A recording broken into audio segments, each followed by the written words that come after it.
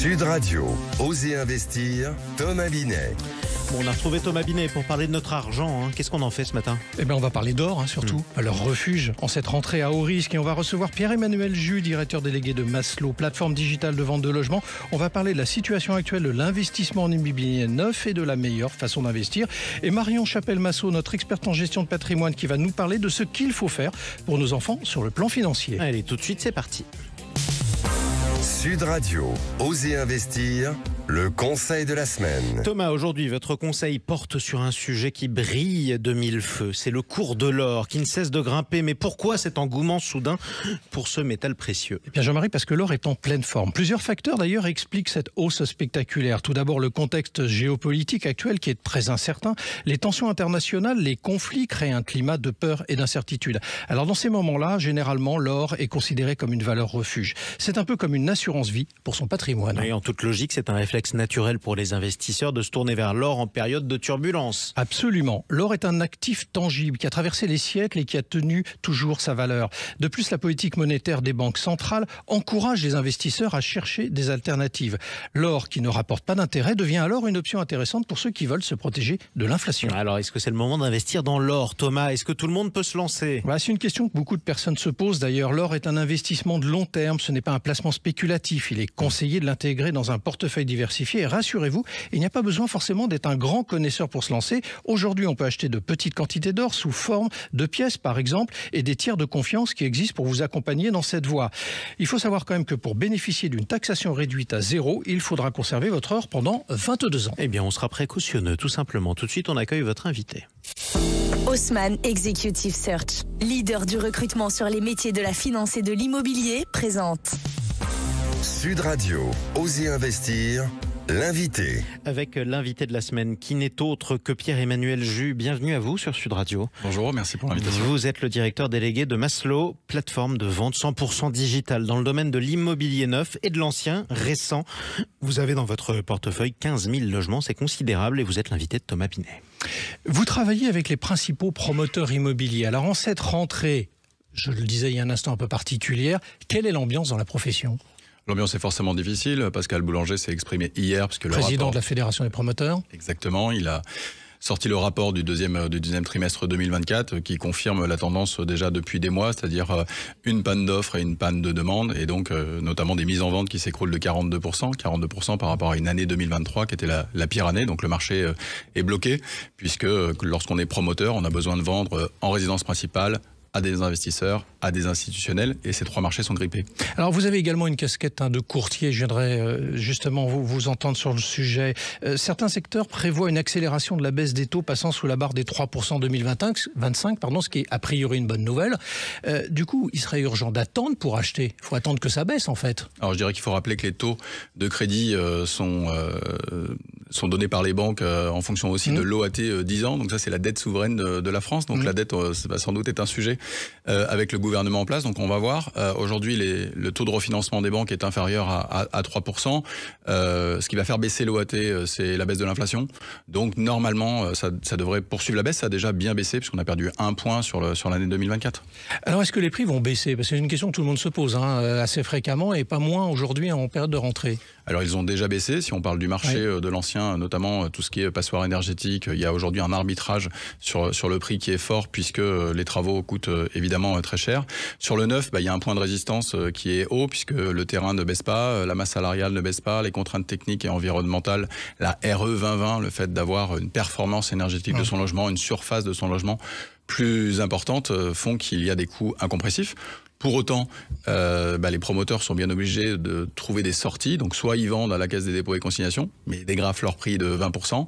Soit ils s'adressent aux particuliers. Aujourd'hui, il y a des offres commerciales qui sont quand même intéressantes pour encourager les investisseurs ou les propriétaires à acheter des logements neufs. Alors, on parle investissement. Je voudrais vous entendre sur le dispositif Pinel. Il s'arrête normalement à la fin de l'année. Certains professionnels, d'ailleurs, s'expriment en disant il faut le proroger, il faut continuer. Faute de mieux, quelque part, puisque rien n'a été prévu sur le sujet. Alors, d'abord, est-ce que vous pensez que c'est une bonne chose de vouloir le prolonger, tout en sachant que pendant des années, je me permets d'intervenir sur ce sujet en étant très précis, on a vendu plutôt de la défiscalisation que du placement, alors que le fond de la situation, normalement, c'est on fait un placement. On n'achète pas un appartement pour défiscaliser. Ça, c'est peut-être la cerise sur le gâteau. Alors, vous pensez quoi de cette ambiance ? Vous pensez quoi du dispositif Pinel ? Faut le proroger ou pas ? Je pense qu'il faut...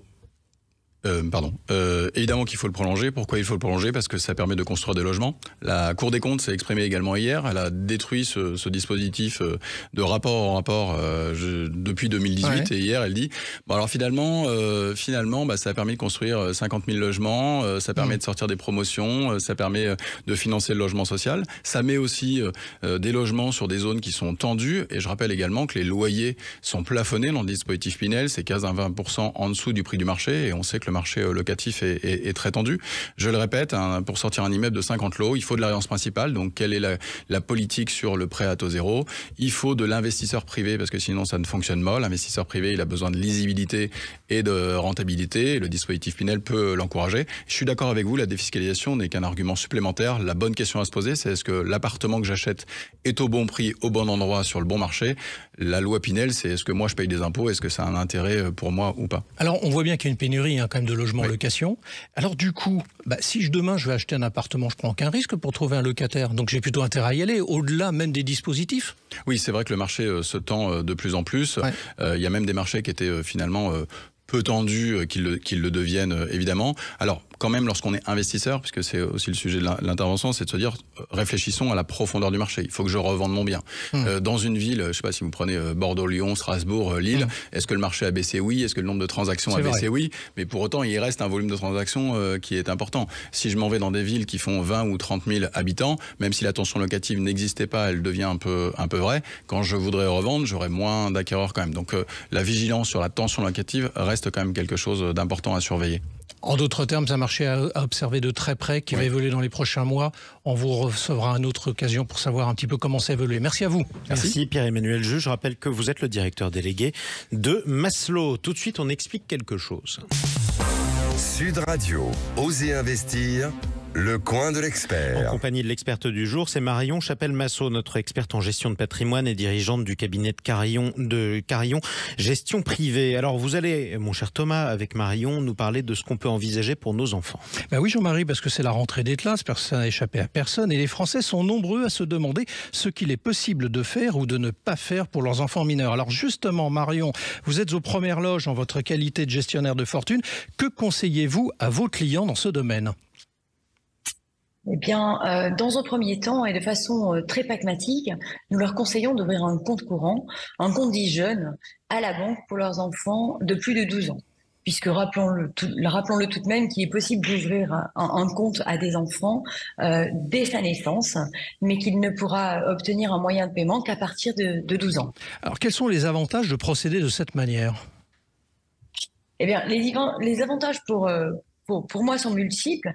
Ça permet de verser déjà un argent de poche par virement, et donc l'adolescent va pouvoir gérer, et ses parents, par ailleurs, vont avoir aussi la possibilité de contrôler les dépenses, puisque le paiement sans contact va certainement s'opérer pour les petites dépenses. Ensuite, ça permet aussi aux parents de comprendre le comportement financier des enfants, et ça peut être source de discussion, en tout cas en matière d'éducation financière. Mais il y a forcément des inconvénients s'il y a des avantages. Absolument. Alors, l'inconvénient majeur que je vois et aussi dans la pratique, ce sera pour les couples divorcés.